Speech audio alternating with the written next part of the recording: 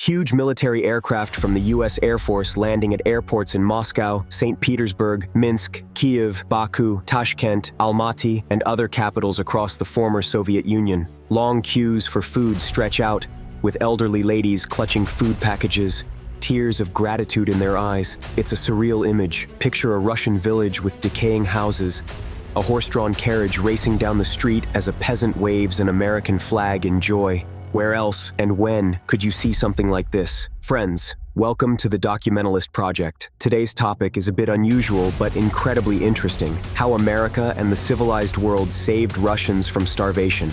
Yes, history actually holds these stories. It happened more than once, across multiple eras. Of course, Russia itself doesn't exactly like to remember these moments. But around 30 years ago, Washington and the much-maligned State Department poured tens of billions of dollars into preventing a humanitarian catastrophe for the people of Russia. Oro 105. Everyone should hear this story. It's a tale of how grateful our neighbors can be. Once they grow stronger, we're hearing about radioactive ash, the destruction of America, the Crimea, and other imperialist fantasies. But on the other hand, for those who still dream of a Soviet paradise, reminiscing about cheap sausage, free education, and the best ice cream in the world, here's a glimpse of the reality. A paradise where there wasn't even enough to eat. Stay tuned, you're going to find this fascinating. Let's dive in. By the way, the photo you're looking at shows Sheremetyevo Airport, where the first American plane landed with the humanitarian aid for Moscow residents back in February 1992. Here they are unloading it, and then it's transported to hospitals by the Soviet trucks, straight to hospices, orphanages, and food bases. Food distribution centers were buzzing. Soldiers, volunteers, and cadets all pitched in to help unload box after box. And there was plenty of work to do because every day, planes loaded with tons of supplies were landing at Russian airports. Canned food, butter, oil, flour, even milk, all going to the most vulnerable who could barely make ends meet. People, without exaggeration, were starving. Here we are back in Moscow. Mothers with baby strollers are lined up waiting for milk. How could it come to this? After all, if you listen to the Russian news, it's clear. America and the entire civilized world supposedly hate Russia, wishing it would just vanish from the map. So, why on earth were Americans feeding Russians? A bit strange, right? Let's rewind to the late 80s and early 90s. The Soviet Union, after the Afghan War, sanctions, and plummeting energy prices, was on the brink. This giant communist empire, once seen as powerful and unbreakable, was falling apart at the seams and eventually collapsed. The so-called Soviet paradise, where people were supposedly provided for, turned out to be nothing but a soap bubble. And when that bubble burst, all that was left was a stain. No food, no medicine, no clothes, just tons of useless military scrap and armies of soldiers who suddenly became unwanted beggars. The former Soviet republics were plunged into a food crisis. There was hardly anything to eat, and hunger was hitting hard. I won't go into more detail. Everyone's seen the photos of people standing hopelessly in front of empty store shelves. So, in response, America and its European allies launched a humanitarian operation called Provide Hope, or Give Hope. Oro 4. At a special conference in Washington, D.C., aimed at coordinating Western aid to the former Soviet republics, U.S. President George H.W. Bush made a big announcement. He assured everyone that this would be the largest humanitarian aid mission since Lend-Lease. We'll definitely cover Lend-Lease in a bit. Soon, Japan, the UK, Germany, and other countries joined the American initiative. Then, U.S. Secretary of State James Baker also spoke, making it clear that this cargo wasn't just charity. It was an investment in the security of the West and stability for decades to come. Now, looking back, you can't help but wonder, if they knew how the Kremlin would act in the next 20 to 30 years, would they have sent any aid? But that's the thing about humanitarianism. It's about helping those in need, even if they despise you. 502. So within less than a month, on February 10th, 12 U.S. Air Force transport planes delivered 500 tons of food and medicine to 12 former Soviet cities in a single day. Kyiv was among them, yes. We were also struggling and in desperate need. I won't deny that, and I'm sure there will be people ready to point it out. But let's be clear, Ukraine wasn't exactly a willing part of that empire. It was occupied and subjected to foreign rule, just like many others in the socialist bloc. The humanitarian aid brought essentials: canned food, powdered milk, pasta, vegetables, fruit, baby food, chocolate, ham, medicines, clothes, diapers, and much more. Some products, like cornflakes, were things people had never seen before. A Soviet person reacted cautiously to bizarre detergents as well. So how was all of this aid distributed? Social departments compiled lists to ensure the aid reached the people who needed it most. Food parcels were made specifically for large families, people with disabilities, orphanages, and elderly individuals living alone. Medicines and medical equipment went straight to healthcare facilities. There are countless photos from that time because, of course, they had to document and report on the aid. The process was widely covered in the media, even in Russia. Here you can see children from an orphanage curiously inspecting cans of meat and vegetable mixtures. And over here, a large family opens a package sent all the way from Hamburg. During the first phase of Provide Hope, which lasted through the end of February, the U.S. Air Force flew 22 missions to Russia, 7 each to Armenia and Kazakhstan, 5 to Ukraine, 4 each to Turkmenistan, Azerbaijan, Tajikistan, and Uzbekistan, 3 each to Kyrgyzstan and Moldova, and 2 to Belarus. When military aircraft couldn't keep up, the U.S. Department of Defense even used passenger planes to carry the aid. In April 1992, the second phase of the operation began, with land and sea transport joining the efforts. Right outside the Kremlin walls, sea-land trucks of one of the major global transport companies were delivering food supplies. This scene was almost surreal. The Kremlin, the symbol of Soviet and now Russian power, surrounded by humanitarian supplies like sugar, oil, and diapers. But for the Russians, it was perfectly fine. An empty fridge is a much stronger motivator than any propaganda on TV. The feeding of people across the former socialist bloc continued until June 1997, with over 500 flights as part of the aid effort. But Provide Hope wasn't the only program of its kind. For the next 20 years after the USSR's collapse, the United States continued to provide humanitarian aid to Russia and other former Soviet states, spending more than $40 billion. The well-known bush legs, those chicken thighs sent to Russia at a discount, are just one example. But the Soviet mindset is something else. Even with humanitarian aid, which came completely free, there were those who saw it as an opportunity to profit. Only a few distributed the aid fairly. Many others, however, made a fortune by stealing from both the top and the bottom. Even getting a job as a distributor, loader, or driver for these goods was considered a major win. There are plenty of documented cases where workers charged people for food and hygiene products that were meant to be free. These items were sometimes even used as payments for work, or quietly passed through retail chains to sell butter and milk to struggling pensioners. And medicines, intended to be free for hospitals, were sometimes sold to patients by the medical staff themselves. Who are the real fascists here? It certainly wasn't the Americans or Europeans who brought these supplies to Moscow or St. Petersburg, only for them to be stolen by a few corrupt hands. No, this was the work of former Soviet officials and bureaucrats who used others' suffering to build yachts and palaces, all the while loudly proclaiming that NATO was an aggressive threat to Russia. Eventually, when Americans caught on to the widespread theft, they started sending volunteers directly to distribution points to ensure that the aid actually reached those in need.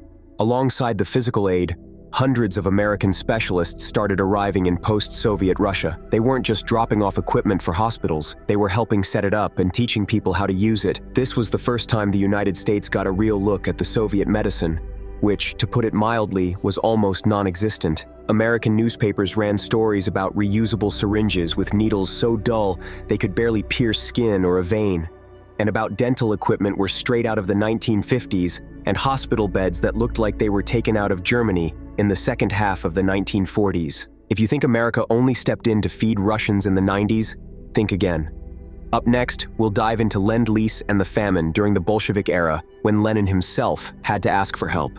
Now, let's talk a bit about Lend-Lease, the program where America didn't just help the Soviet Union win the war, but also prevented both soldiers on the front lines and civilians at home from starving by supplying massive amounts of food.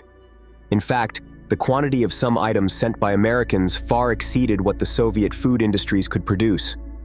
For example, the US sent nearly 5 times more canned meat than the Soviet Union could make on its own. As a result, much of the Soviet front was eating American canned stew. But let's break it down. On June 11, 1942, the Soviet Union, along with several other countries, officially joined the Lend-Lease program. So, what exactly was Lend-Lease? In simple terms, it was a program where the United States leased out goods and materials needed for the war and only required payment for what survived the conflict. Now here's an interesting point. Why was the Lend-Lease law extended to the USSR so late? After all, the war had already been raging for 2 years. The answer is straightforward. Until June 1941, when Germany attacked Moscow, these two regimes were actually allies. Stalin himself had been supporting Hitler. But when German planes and tanks crossed into the Soviet territory, things changed quickly. Suddenly, the USSR, Britain, and America became allies out of necessity. Churchill and Roosevelt promised Stalin they would provide the materials the USSR desperately needed. Since the Soviets had been supporting the Nazis until just recently, getting this aid approved by the American Congress wasn't easy. That's why Roosevelt and Churchill had to get creative. American supplies for the Soviet Union were routed through the British as a workaround. Now, back to Lend-Lease. After signing the agreement, the US didn't just send military equipment. They shipped locomotives, machine tools, non-ferrous metals, oil products, gunpowder, uniforms, leather, blankets, food, and even Valenki. They even went so far as to find a Russian emigrant in the US to set up production specifically for Soviet needs.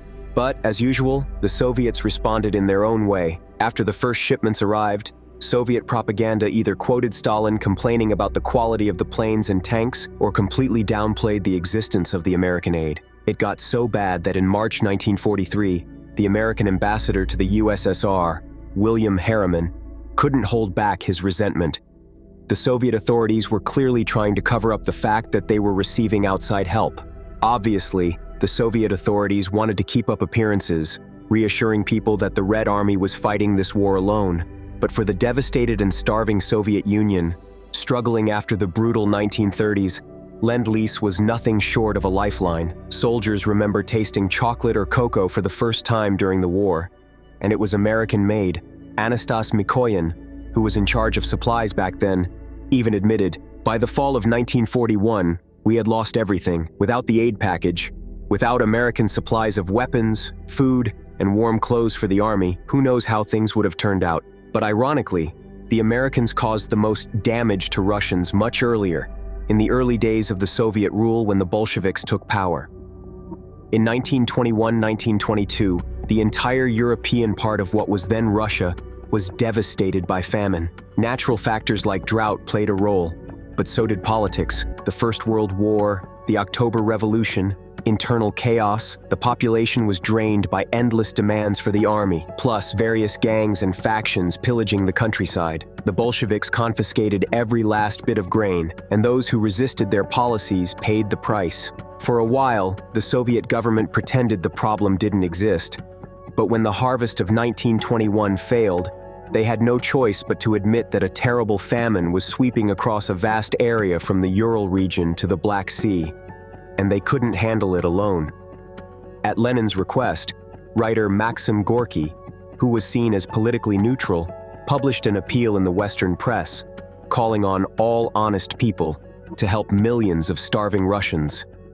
Various charitable and religious organizations, previously banned from the country, answered the call. The most prominent of the relief organizations was the American Relief Administration. Officially a non-governmental organization, it was actually led by the U.S. Secretary of Commerce at the time and future President Herbert Hoover, who had already run several successful humanitarian programs during World War I. Thanks to Hoover's direct involvement, the organization started setting up aid centers and soup kitchens all across Russia. In just 2 years, they opened over 15,000 food distribution points, and brought in 500,000 tons of food, medicine, and other essentials. The volume of supplies was so massive that the logistics of the time struggled to keep up.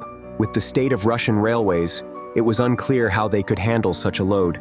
There's no doubt we need these supplies, at least 350 tons or more per day, but can we actually deliver them? Wrote an aid worker in Ufa. Even if the trains arrive daily, how will we get bread to remote villages? Almost all the horses are half dead or already gone. In some areas like the Volga region and the southern Ural, they even had to use camels to transport supplies. You can see it in the photo.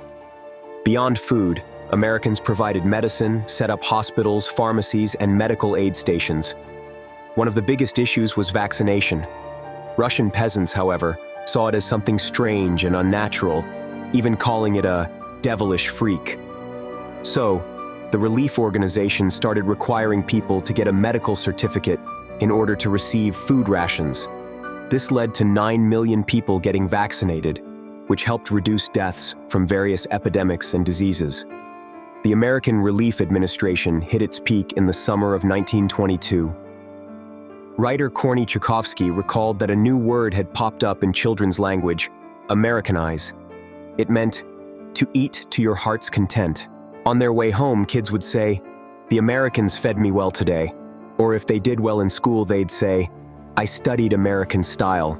One boy, admiring his friend's muscles, called them real American muscles. It's no surprise that hungry parents envied their children who were filling out and getting healthier. Adults became the proletariat, and their descendants turned into the bourgeois. Parents would come home with cucumbers and potatoes, while their kids boasted, "We got hot pasta and cocoa today." Now, friends, let's move on to the fourth and final story, another fascinating one. It involves artist Ivan Aivazovsky and two of his paintings that were ultimately banned in Russia. So, let's go back to 1891, a full century before the events I mentioned earlier. In what was then the Russian Empire, mainly in the Volga region and nearby areas, another terrible famine struck, caused by drought and harsh weather. But even more than that, what really made things worse, though Russian historians don't like to admit it, was poor government policy. The empire was intent on filling its treasury with agricultural resources and kept exporting wheat. In that first year of famine, they exported 3.5 million tons of grain. The following year, when the famine was devastating the population, the government and entrepreneurs sold off 6.5 million tons to Europe, almost double the previous year's amount. The treasury was full, and the pockets of farmers were lined, but people and animals were dying in droves. One powerful image from that time shows a peasant pulling old straw from his house to feed his cattle, a grim illustration of the desperation of that famine. In 1892, an American publication even featured this illustration, showing the desperate situation. And here's a photo of a half-ruined hut belonging to a starving peasant in a village near Kazan. In the end, millions were left starving, with at least 500,000 people dying. In some places, entire villages were abandoned. The world took notice and offered to help, but Emperor Alexander III denied everything, cynically commenting, "I have no starving people, only those affected by a bad harvest." Russian Count Vladimir Lambsdorff wrote in his diary, reflecting on the political sentiment of the time, noting sorrowfully that the tone of the upper classes toward the famine showed how out of touch they were. They didn't sympathize with the suffering of the people, or even with those trying to help. While the Russian rulers seemed indifferent to the lives of their own subjects, the civilized world did care. And once again, the Americans stepped in. They pressured St. Petersburg and persuaded the government to accept the aid. The emperor hesitated, but eventually gave permission to feed his people, a display of unheard-of generosity. He might have continued to refuse if it weren't for the growing relief efforts popping up all over Russia. These efforts attracted well-known figures like the writer Leo Tolstoy and the academician Vernadsky, who raised funds and opened soup kitchens for the starving. With such high-profile involvement, the Russian government could no longer ignore the crisis. Meanwhile, in America, the entire process of gathering and shipping grain was overseen by publisher and philanthropist William Edgar. In his publication, William Edgar wrote a heartfelt appeal to potential donors. He said, "In these bountiful lands, where grain is so plentiful it's practically overwhelming our well-organized transportation hubs, where we have more wheat, corn, and flour than we can consume. Reports of famine in Russia are hard to believe, but any stray dog in America eats better than Russian peasants. It is our duty to help the hungry. It was indeed a fruitful year in America, and local farmers were generous with their grain. And it wasn't just them. Everyone got involved. Bankers, religious leaders, railroad and shipping company owners, church communities, politicians, students, teachers, journalists. The humanitarian effort took on a massive scale. In the end, Americans collected about 5,000 tons of flour, which they shipped to faraway Russia at their own expense. In early spring of 1892, one of the steamers carrying this precious cargo arrived at the Baltic port. William Edgar himself, the man behind the relief effort, went to Russia, where he saw it all firsthand: the splendor of St. Petersburg, the famine in the provinces, the unfair distribution of aid, and the shameless theft of American food right there in the ports. He was both shocked and outraged. Despite these issues, between early spring and midsummer, 5 steamers arrived in Russia with humanitarian supplies valued at $1 million. That might not sound like much now, but back then, the dollar had a completely different purchasing power. In addition to food, American state-owned and private companies offered Russian farmers long-term loans totaling $75 million. The ships carrying this vital cargo were called the Famine Fleet in the press. Artist Ivan Ivazovsky was a witness to this historic event, and he captured it in 2 famous paintings, The Relief Ship and Food Distribution. Food distribution is particularly striking. It shows a peasant riding a cart, proudly waving an American flag. Villagers are waving back with scarves and hats, and some are even kneeling in the dusty road, praying to God and thanking America for their help. But in Russia, Ivazovsky's paintings were strictly banned. The emperor was irritated by the sentiment they captured. The images reminded him of his own failures, his inability to prevent a famine that had thrown the country into crisis. So, the following year, Ivazovsky left for America and took these paintings with him, where he gifted them to an American gallery. So friends, that was the story of how the so-called hated State Department once fed Russia. Today, global analysts are again predicting a new wave of economic problems and crises, thanks to a war instigated by a reckless dictator, sanctions, and the disruption of production and agriculture. And what usually comes with an economic decline? That's right, empty refrigerators. But judging from history, the Russian people may not need to worry too much about this in the long run. If things change, they and their children will likely be fed once again, because it's happened more than once before. This has been the Documentalist Project. We hope you enjoyed the episode and stuck with us until the end. Take care of yourselves and see you next time.